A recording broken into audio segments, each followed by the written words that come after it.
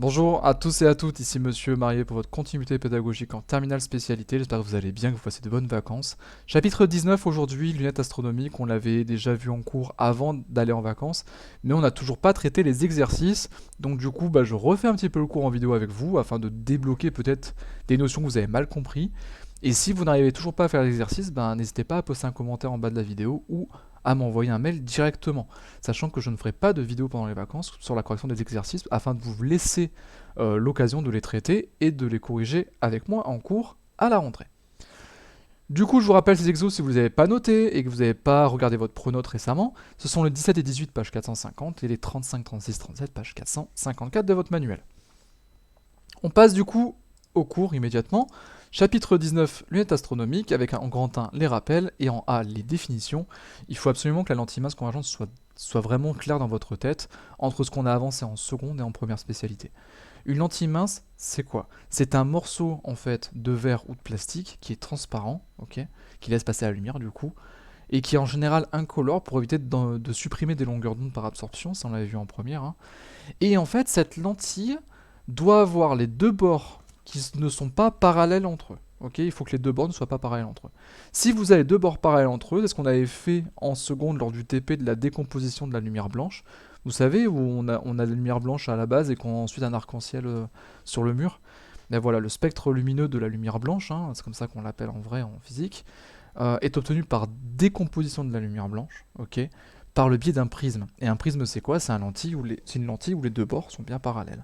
Donc dès que vous avez une lentille où les deux bords sont parallèles, ça s'appelle un prisme, et quand les bords ne sont pas parallèles, on appelle ça une lentille. Donc là, on s'intéresse vraiment à une lentille. Les bords ne doivent pas être parallèles. Une lentille mince, du coup, ne doit pas être trop épaisse, hein, tout simplement. Et quand elle est convergente, ça veut dire que les bords en fait de la lentille sont moins bombés que le centre. Ok? Tout simplement, il faut qu'elle soit plus épaisse au centre que sur les bords.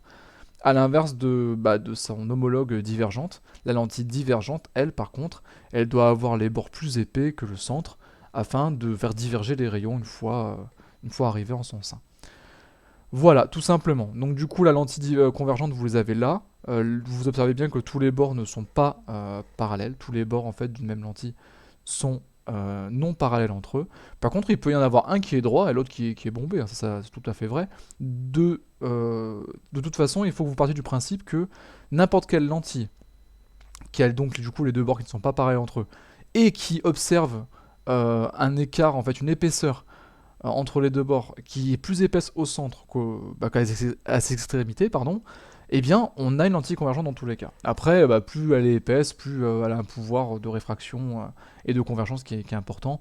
Mais bref, ça on rentrera pas dans le détail aujourd'hui. Alors, pour construire l'image d'un objet situé à l'infini, du coup une image qui est issue des rayons qui sont eux-mêmes issus du coup de l'objet et qui passent tous à travers une lentille mince convergente, comment on fait? Alors tout d'abord, vous avez plein de rayons qui arrivent de l'infini. Ça veut dire que tous ces rayons sont considérés comme étant parallèles. On considère un objet à l'infini en optique dès lors que tous les rayons qui entrent dans la lentille sont considérés comme parallèles ou à peu près parallèles. Voilà. Donc du coup, pour votre lentille, il faut que, en pratique, votre distance focale soit bien inférieure à la distance qui est entre la lentille et l'objet. Si votre distance focale c'est 2 cm et vous vous placez à 2 mètres, on peut déjà dire qu'on est à l'infini. Voilà. Parce que tout objet en fait qui sera situé à 2 mètres, 20 mètres, 200 mètres, ou à l'infini réel que vous avez vous, comme le soleil, la lune ou une étoile lointaine, et bien tous ces objets-là en fait vont avoir des rayons qui vont arriver dans la lentille de manière identique. Ils vont tous être parallèles entre eux, parce que tous ceux qui sont un tout petit peu non parallèles ne vont pas entrer dans la lentille. Donc du coup, le comportement de ces rayons lumineux incidents sont les mêmes. Pour avoir l'image du coup de cet objet par rapport à la lentille mince convergente que vous avez choisie. La première chose à faire, c'est de tracer un rayon vert qui va passer en fait pile poil dans le centre optique haut de la lentille. Par définition, en fait, n'importe quel rayon lumineux qui passe par le centre optique haut, par le centre de la lentille, ne sera jamais dévié. Ça veut dire que vous prenez votre objet n'importe où. Donc à la base, moi j'avais rien, hein, sur mon schéma j'avais rien du tout. J'ai tracé un rayon vert. Et donc du coup ce rayon vert, en fait, a déterminé un petit peu la base de mon schéma. Ce schéma, vous l'avez dans le livre, hein, au niveau du cours, j'ai juste retravaillé les couleurs. Donc du coup, ce rayon vert que je trace en premier me donne en fait l'angle avec lequel j'observe mon objet. Il peut être dans l'axe, hein, il peut être vers le haut, vers le bas, on s'en fout. Bref, ce premier rayon du coup qui passe par haut n'est pas dévié et continue sa trajectoire. Ensuite, j'ai tracé un deuxième rayon qui est rouge, et qui est parallèle à vert. Ça c'est important, si l'objet est à l'infini, il faut que mon rayon soit parallèle. Dès lors qu'il est parallèle, je vais le faire couper du coup mon axe optique non pas en haut cette fois-ci, mais en F', donc les deux rayons sont bien parallèles, hein. J'ai fait un copier-coller des deux. Ce rayon-là n'est pas sur votre schéma d'ailleurs sur le livre. J'ai fait un copier-coller des deux, donc ce rayon est bien parallèle, et ce rayon je le fais passer par F, le point focal objet de votre lentille. Et par définition, n'importe quel rayon lumineux qui arrive dans la lentille et qui a auparavant coupé l'axe optique au niveau de F, au niveau de votre centre focal objet, va ressortir de cette lentille parallèle à l'axe optique. Donc du coup, votre axe optique, c'est le trait en noir là qui correspond à votre bord optique, hein, sur lequel vous faites déplacer vos lentilles là en TP. Et bien du coup, si ce rayon rouge en fait arrive de l'infini, parallèle à vert, coupe l'axe optique en F, centre focal objet de votre lentille, et arrive dans la lentille ensuite, et bien il va ressortir de la lentille, tout simplement parallèle à votre axe optique. Dès lors que vous avez deux rayons qui se croisent après la lentille, eh bien vous allez déterminer B', l'image de B, en fait, le haut de la flèche de votre objet. Je vous rappelle que l'objet en physique, en optique, vous le représentez par une flèche, où le point d'intersection entre l'objet et l'axe optique s'appelle A, et le haut de la flèche, la pointe de la flèche s'appelle B. Et bien du coup, le haut de la flèche, ici, c'est B', ok, l'image du haut de la flèche de l'objet, B. Et A', du coup, c'est l'intersection qu'il y a avec l'axe optique, tout simplement. Et ici, du coup, A' et F' sont confondus, tout simplement parce que l'image d'un objet situé à l'infini par n'importe quelle lentille sera formée sur le plan focal image de cette lentille. Donc si jamais vous prenez n'importe quel objet à l'infini, j'observe par exemple la Lune, je l'observe par une lentille de focale 5 mm, et bien je sais que l'image de cet objet, l'image de la Lune, va être formée 5 mm après ma lentille. Si la focale de ma lentille c'est 20 cm, je sais que mon image de la Lune va être formée 20 cm après ma lentille, et j'ai plus qu'à poser mon œil dedans pour voir l'image. C'est aussi simple que ça. Par contre, après, je peux tracer n'importe quel type de rayon, donc le noir par exemple ici, ou n'importe quel bleu ailleurs. Et tous ces rayons-là, en fait, je peux les tracer et ils vont tous couper B' au même point. Ça, c'est totalement évident. D'ailleurs, par rapport au chemin que j'ai fait en cours, celui-ci est mieux, parce qu'en cours, j'avais mis un objet quand même AB, alors que normalement, il ne doit pas apparaître et on doit vraiment le faire venir dans l'infini. Donc du coup, prenez plutôt ce schéma que celui que j'ai fait en cours. Ensuite, comment on construit l'image d'un objet qui est situé sur le foyer objet. Donc là c'est petit c, je me suis trompé, c'est pas B, hein, c'est petit c. Donc pour construire l'image d'un objet qui est situé dans le plan focal objet d'une lentille, c'est très simple. Premièrement, on place l'objet comme ici sur le plan focal objet. Donc là on a F qui est égal à A et F sont confondus. Et on a B qui est en haut. On va prendre un premier rayon, du coup, toujours le vert, qui est le plus simple, si je vous conseille de tracer à chaque fois, qui va passer par B et qui va descendre vers le centre optique haut de la lentille. Et du coup, vu qu'il passe par le centre optique haut de la lentille, par définition, il n'est pas dévié. Donc du coup, c'est une droite qui est toute simple. La droite BO, vous la tracez à chaque fois, elle est toute simple, jamais déviée, totalement évident. Et deuxième chose, vous allez prendre un autre rayon qui est parallèle à l'axe optique, qui passe par B, donc celui en rouge, qui traverse la lentille, ça c'est très important, et qui va donc ressortir de manière caractéristique après la lentille.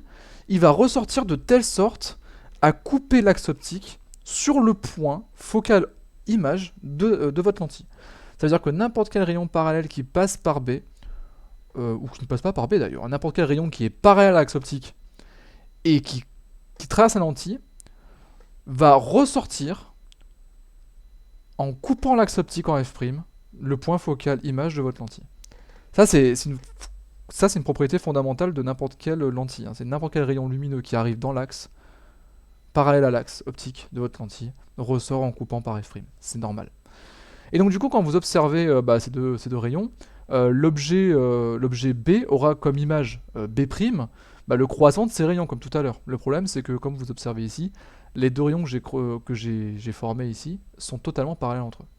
Vous voyez bien qu'il descend de un carreau, il va 2 carreaux vers la droite, hein, descend de un carreau, 2 carreaux vers la droite. Ils sont strictement parallèles, ils ne se couperont jamais.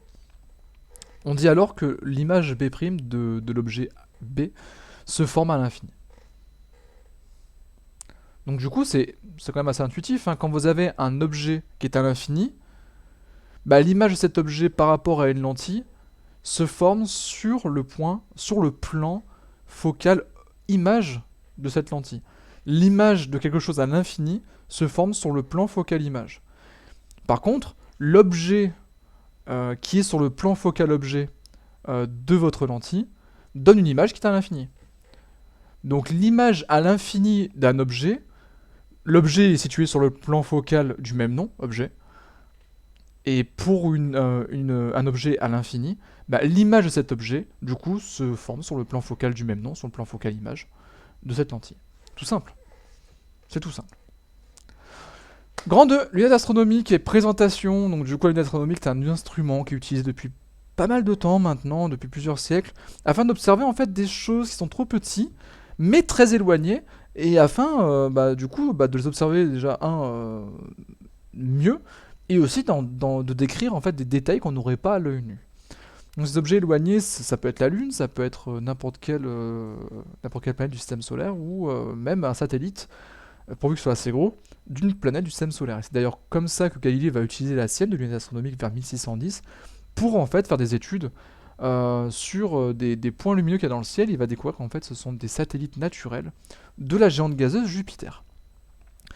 Pour vous répondre vite fait en aparté à la question que vous m'avez posée en cours, effectivement, Jupiter a 4 satellites principaux. On appelle ça des satellites, pas des lunes, hein. Les lunes, c'est du jargon qui n'est pas officiel. On appelle ça des satellites naturels. Donc du coup, les 4 principaux de Jupiter sont appelés satellites galiléens parce que observés et étudiés par Galilée en premier. Et du coup, par ordre d'éloignement, donc de la plus proche à la plus éloignée de Jupiter, on a Io, on a Europe, ensuite Ganymède et Callisto. La question qu'on va poser, c'est par rapport à la Lune, ils sont comment en termes de diamètre? Sur le coup, je vous ai dit que Ganymède c'était la plus grosse de toutes. Ça, c'était obligatoire, c'est la plus grosse de tout le système solaire. Et je vous ai répondu qu'en deuxième, on avait Titan, du coup, le satellite principal de Saturne, qui est très très gros aussi. Ces deux satellites-là, d'ailleurs, sont plus gros que Mercure, hein. Donc si on les mettait à la place de Mercure, ça serait une planète à part entière, hein. Clairement, la seule chose qui fait que ce soit des satellites et non pas des planètes, c'est juste parce qu'ils orbitent autour d'une autre planète. Mais sinon, ils pourraient très bien remplacer une planète du système solaire en termes de taille. Donc du coup, j'ai parlé de Ganymède, j'ai parlé de Titan. La troisième en termes de taille du système solaire, c'est Callisto, la quatrième qui est ici, hein. Donc Ganymède, elles ressemble pas mal à la Lune en termes d'aspect. Ganymède, on dirait les billes qu'on avait à l'époque. Enfin, vous allez me dire, monsieur, vous êtes vieux, il n'y a que vous qui jouez avec des billes. À l'époque, on jouait avec des billes, voilà. Et en fait, on avait des billes qui étaient assez noires, assez sombres, et on avait des petits points lumineux dessus, on appelle ça des galaxies. Et bien, du coup, ces billes-là, c'est exactement le même aspect que Callisto. C'est en fait une planète qui est très très sombre en termes d'aspect, très très noirci, avec des petits points brillants un peu partout, qui en fait un aspect qui est vraiment unique dans le système solaire. Ensuite, en termes de taille, nous avons Io. Alors Io, par contre, c'est plus petit que Mercure, hein. Là, on commence à arriver sur des trucs beaucoup plus petits que Mercure. Par contre, Io, elle est pas beaucoup plus grande que la Lune. La Lune, elle est vraiment elle est 150 km de diamètre plus petite que Io. Et Io, elle a un aspect un peu de pizza qui est assez sympathique. Elle s'appelle la Lune Pizza, de toute façon, dans la communauté scientifique, on l'appelle comme ça. Parce que vous avez beaucoup d'activités volcaniques. Il y a 500 volcans en activité en permanence sur Io, hein, à cause de sa proximité avec Jupiter. C'est assez unique dans le système solaire aussi. Vous avez des geysers de soufre qui s'élèvent à des centaines de kilomètres au-dessus de la surface de Io. On les observe. On les a observés par des sondes spatiales qui étaient assez éloignées. On les observe assez bien. C'est assez impressionnant. D'ailleurs, c'est les plus gros geysers du système solaire aussi. Bref, je m'égare un petit peu. La Lune, du coup, arriverait en cinquième dans ce classement-là, avec ses 3475 environ kilomètres de diamètre. Et Europe, du coup, serait la sixième lune, entre guillemets, en termes de taille du système solaire, avec ses 3121 kilomètres de diamètre. Et par contre, Europe, elle est un peu plus petite que la Lune, du coup, 300 km, 350 km.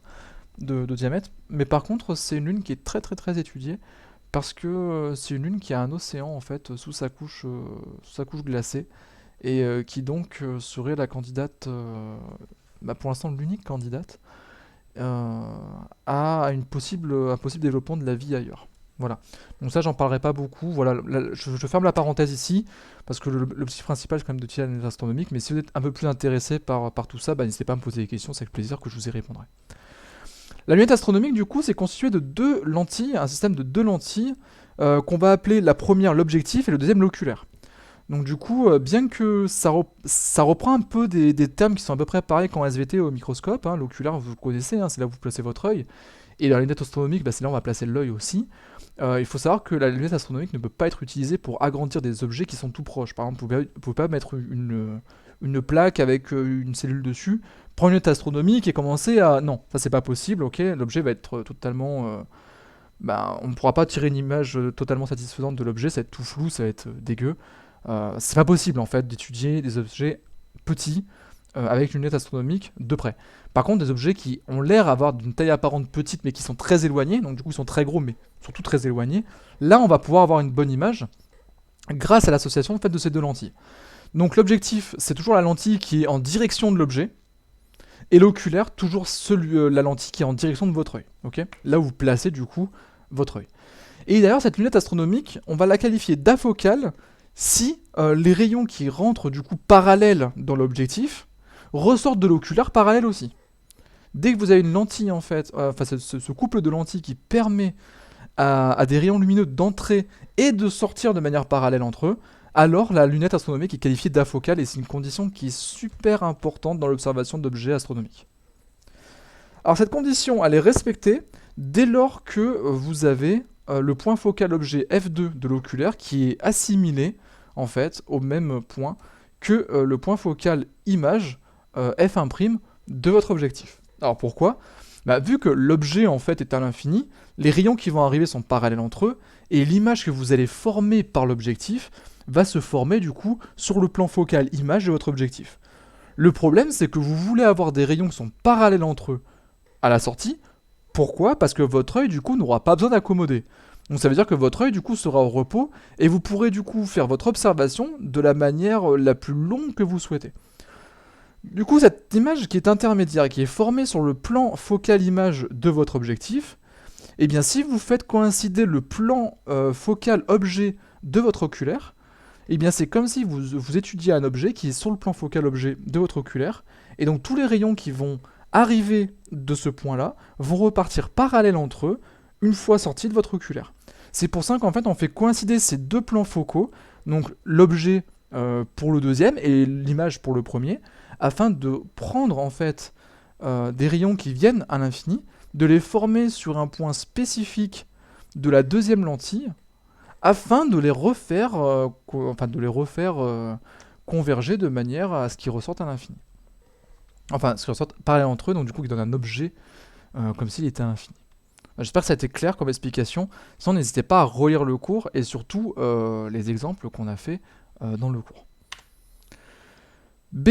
Schéma d'une lunette astronomique. Alors du coup, une lunette astronomique afocale, elle est composée de deux lentilles, on va appeler L1 l'objectif et L2 l'oculaire, tout simplement parce que la lumière qui est issue d'un objet franchit d'abord l'objectif, la première lentille, donc du coup L1, et en second, la lentille L2, l'oculaire. Pour pouvoir former une image à l'infini d'un objet situé à l'infini, il faut que le foyer image de l'objectif f1' doit être confondu avec le foyer objet de l'oculaire f2. Et c'est exactement ce qu'on a là en fait. Vous avez f1' et f2 qui sont sur le même point, et donc du coup votre image intermédiaire A1, qui est l'image en fait de A, du coup sont tous les trois confondus au même point.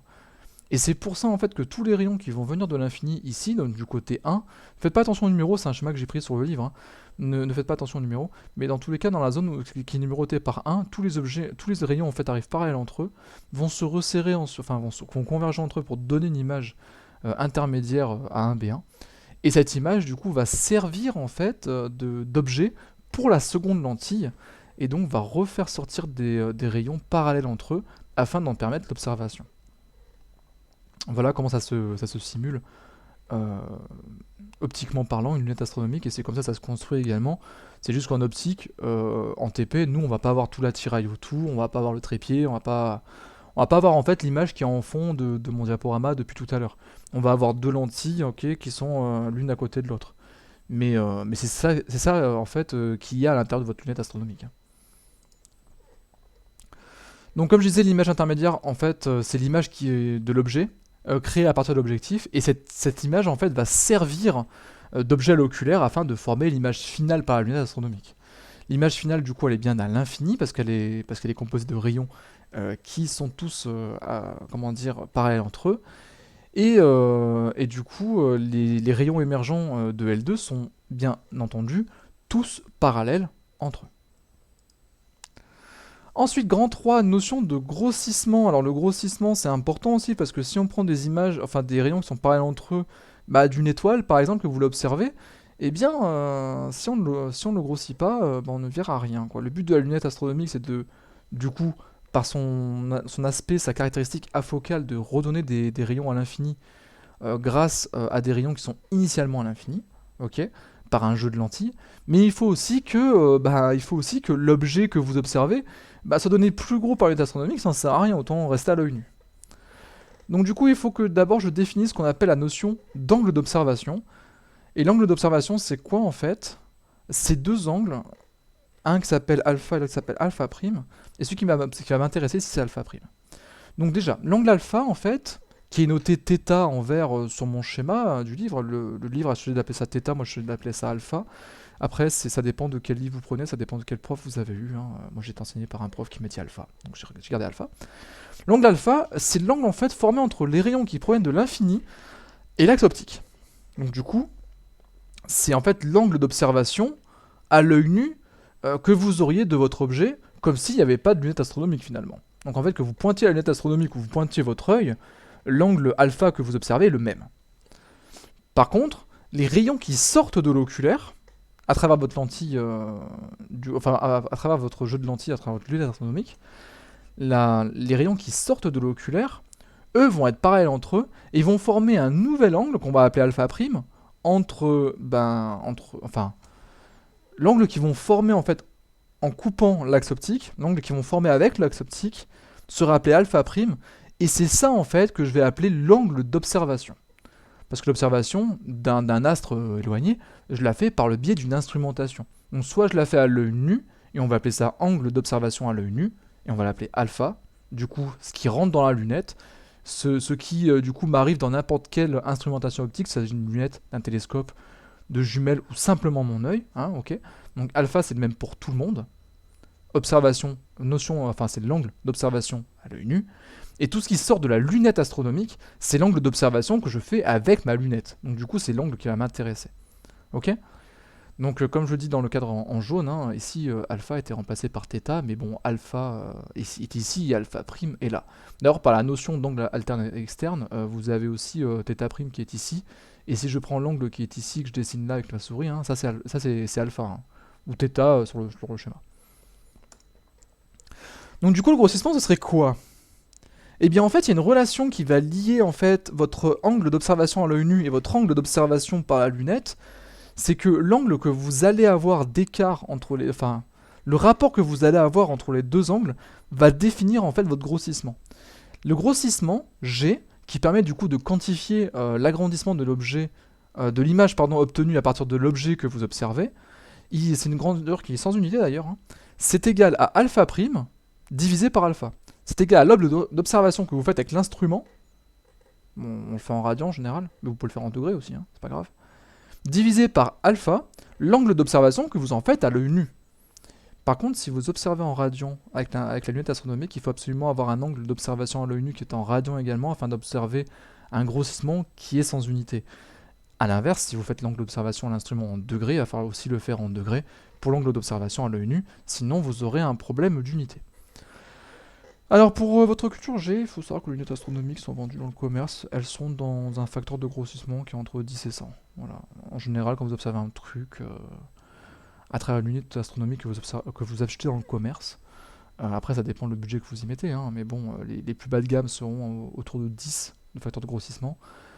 jusqu'à 100 pour les meilleurs, sachant que maintenant les observations vraiment astronomiques qu'on fait soit sur Terre ou soit dans l'espace n'utilisent plus les lunettes astronomiques. Maintenant c'est plutôt le télescope qu'on utilise. Je ne rentrerai pas dans le détail du pourquoi, du comment, mais les lunettes astronomiques, bien que on s'en sert encore, il y a toujours des lunettes astronomiques qui sont en fonctionnement, hein. Vous avez la plus grande d'Europe, par exemple, qui est l'observatoire de Nice actuellement, et qui est toujours utilisé pour faire des observations. C'est fait pour des observations mineures, qui demandent pas mal de temps et qu'on automatise d'ailleurs. Il n'y a personne qui est derrière, hein. On a toujours un logiciel et du coup la lunette astronomique travaille toute seule. En fait on la rentabilise parce qu'elles sont tellement grosses ces lunettes là qu'on peut pas les laisser inopérantes, on peut pas les démonter. On essaie de les rentabiliser au maximum et elles permettent toujours d'avoir des bons résultats sur des choses qu'on observe et qui sont très éloignées. Donc du coup voilà, une espèce de petite retraite en fait pour ces lunettes astronomiques qui ont été construites il y a bien longtemps et qui du coup ont été supplantées maintenant par le télescope qui a des meilleurs résultats et qui sont plus aptes aux observations qu'on fait. Voilà. Donc ensuite, expression du grossissement, il faut savoir, voilà, j'ai mon chat qui me saute dessus, c'est très bien. Donc il faut savoir que dans le cas où les angles sont très petits, où vous avez en fait votre θ ou votre alpha qui est très petit, on peut faire en fait ce qu'on appelle l'approximation des petits angles.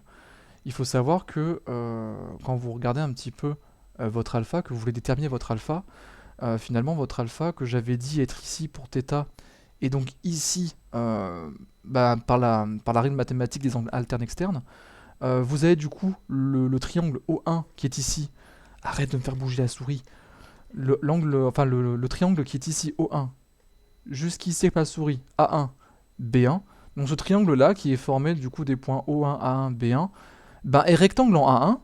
Et ce qui fait que l'angle que vous avez ici, ouais c'est ça. C'est ça, tu peux t'en aller. L'angle qui est ici alpha en fait, est relié par une notion de trigonométrie aux longueurs que vous avez. Et donc du coup, si je veux calculer alpha en fonction de ce que je connais, donc en fonction par exemple de la focale de ma lentille, f1', ou la distance O1, f1' que je connais, et de la distance par exemple f1' b1 que je connais également aussi, parce que je connais la taille de mon image intermédiaire, eh bien, je peux remonter du coup la valeur de alpha par sa tangente. Et le fait de faire l'approximation des petits angles, ça me permet de poser que tangente alpha est environ égale à alpha, et donc du coup ça simplifie vachement le calcul, et du coup alpha ce serait tout simplement égal à f1' b, donc f1' b, normalement c'est b1, divisé par la focale en fait de ma lentille. A l'inverse, je peux aussi calculer alpha, pardon, alpha prime, là il me manque un prime, hein. Ici c'est alpha prime. Je peux calculer alpha prime en faisant la tangente de alpha prime, et la tangente de alpha prime c'est quoi? Et bien du coup ce serait la distance que j'ai ici, f1' b, divisé par ce côté-là, donc du coup O2 f1'. Enfin O2 f2 exactement. Et du coup ce O2 f2, ça serait le côté qui est ici, hein. Et l'un divisé par l'autre donnerait du coup la tangente de alpha prime. Et cette tangente alpha prime, par l'approximation des petits angles, et bien du coup c'est tout simplement alpha qui est égal à f1' b, la hauteur de votre image intermédiaire, divisé par f2', la focale en fait de votre lentille oculaire. Voilà, j'espère que c'est bien compris. D'ailleurs attention, ici ce n'est pas f2', c'est f2. Donc du coup essayez de bien corriger, hein. Là il y a deux erreurs, c'est alpha prime, et ici c'est pas f2', c'est f2. En remplaçant du coup alpha prime et alpha dans les expressions du grossissement parce que j'ai trouvé, il y a des choses qui vont se simplifier, et mon grossissement en fait, dans l'expression, dans l'approximation des petits angles, ce serait tout simplement la focale de mon objectif divisée par la focale de mon oculaire, donc f1' sur f2'. Et donc du coup, pour augmenter le grossissement G de ma lunette astronomique, eh bien, si je veux avoir un meilleur grossissement dans l'observation que je fais d'un objet, eh bien, soit je remplace mon objectif et j'augmente sa focale, soit je remplace mon oculaire et je diminue sa focale. Voilà, dans les deux cas, en fait, si j'augmente f1' ou si je diminue f2', mon grossissement G va être augmenté. Enfin, je vous avais donné une application pour terminer le cours. La lunette astronomique, par exemple, Pearl Athena, qui est 70 sur 700, est vendue avec un objectif de distance focale f1' égale 700 mm, et deux oculaires de distance focale f2' 25 mm et f3' 10 mm. Et je vous ai demandé de calculer le grossissement du coup qu'on aurait à travers la lunette astronomique d'un objet pour chacun des deux cas. Donc chacun des deux cas, ça veut dire quoi? C'est-à-dire que je prends un objectif et je le couple avec le premier oculaire, et après je prends ce même objectif et je le couple avec le second oculaire et je compare les grossissements. Comment je fais du coup? Je pose que G c'est égal à f2' sur f1'. Ok, donc je veux dire la distance focale pardon, c'est encore inversé ici. C'est f1' sur f2'. Et là c'est pareil, ce sera f1' sur f3'. Donc corrigez bien ça, hein. Je l'ai fait parfaitement en cours, mais ici j'étais peut-être un petit peu vite. Donc f1' sur f2'. Et f1' sur f2', ça me donne 700 mm divisé par 25 mm. Vu que c'est dans la même unité, j'ai le droit de le laisser en millimètres. Et mon grossissement du coup sera de 28. C'est-à-dire que si j'observe un objet qui de taille apparente fera par exemple avec mon œil 1 mm, eh bien je l'observerai sous une nouvelle taille à travers ma lunette astronomique qui sera du coup de 28 mm, soit d'environ 3 cm grosso modo. Grossissement du coup avec le second oculaire. Bon là par contre j'ai fait plein d'erreurs, il va vraiment falloir me pardonner, je suis vraiment désolé.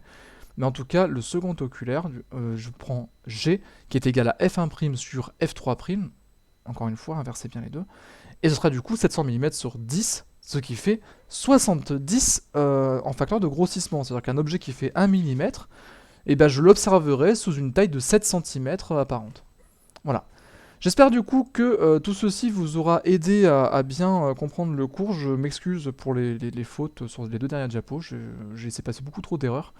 Je le referai pour la prochaine fois. Dans tous les cas, je vous laisse traiter du coup les exercices que vous devez faire pour les vacances. Là, je sors cette vidéo un jeudi. Il vous reste encore une semaine et demie pour préparer du coup au maximum, avec le maximum d'efficacité et de rigueur ces exercices que je vous demande de faire, qui vous prépareront au mieux du coup au contrôle qui aura lieu 2 semaines après la rentrée, hein, forcément, vu qu'on a fini tout ça. Je vous souhaite à tous de bonnes révisions, un bon travail et aussi de bonnes vacances. Profitez-en bien pour vous reposer. Sur ce, au revoir à tous.